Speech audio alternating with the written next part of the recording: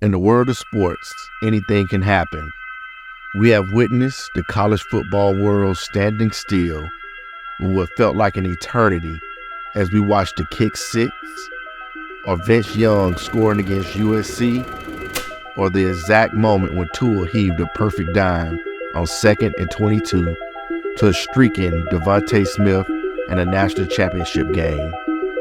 But of all the feats we have seen take place, no one saw what happened Saturday night coming. No one. Texas marched into Bryant-Denny Stadium and whooped the Crimson Tide like they were a second-tier opponent. Starting quarterback Jalen Milroe had a roller coaster performance, throwing a pair of back-breaking interceptions that led to 10 Texas points, including a game-changing miscue that shifted momentum in favor of Texas in what ESPN called the best regular season watch game since 2015. The Texas Longhorns defeated Alabama Crimson Tide 34-24. The loss was Alabama's first at home since 2019, and it snapped a 21-game winning streak in September.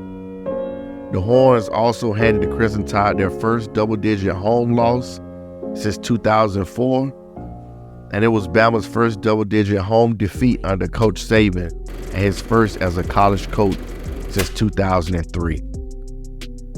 Should Coach Saban replace Milroe as the starter, Ty Simpson, Tyler Buckner, or Dylan Lonergan did not touch the field Saturday night. I strongly believe if they could offer something, Saban would have played them. Offensive coordinator Tommy Rees has to do a better job of playing to Milroe's strengths, which are design runs and deep passes.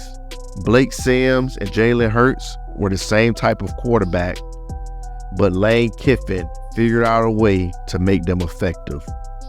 Blake could make the easy throws, and Hurts went on to become the SEC Player of the Year. I know it's just an overreaction right now, but can he get any better? Through 3 career starts, his stats are 560 yards passing, 8 touchdowns, and 3 interceptions, which compared to Sims and Hurts, he is on the same trajectory. Milroe scrambled his way through plays that weren't just broken, but crumbled. Alabama's offensive line couldn't block Texas, and Milroe was harassed all night with 5 sacks and 5 hurries. He did some nice things. He had a few good tuck and runs, some nice deep balls. So it wasn't all bad, but overall, it just seemed the game was moving too fast for him. According to Pro Football Focus, he had 7 completions on passes that have traveled 20 or more yards. He has a gun on him. But the concern is that he can't make the easy throws.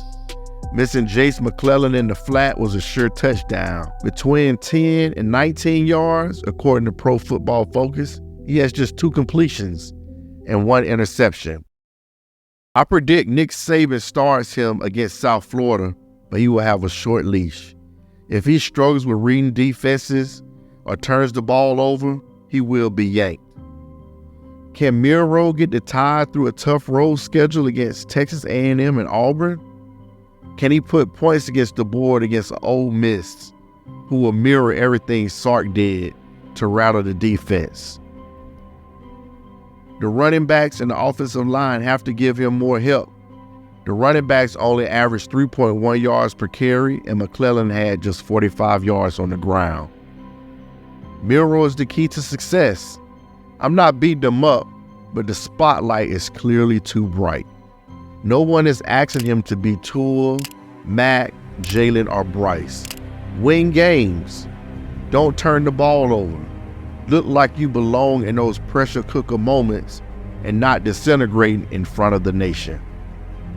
There is a lot riding on the rest of this season. Let's stop all the talk about revenge tours, mad as hell after a loss, and a joyless murder ball. All that talk means nothing if they can't perform when it is needed most. The loss to Texas is a wake-up call for Alabama. Is the dynasty decaying as one analyst suggested?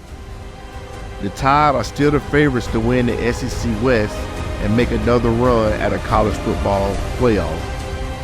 If they fall short at a manageable SEC, the analysts may be right. All Alabama goals are still ahead of them, and they are attainable. Thanks for watching. Be sure to subscribe to our channel for more college football content.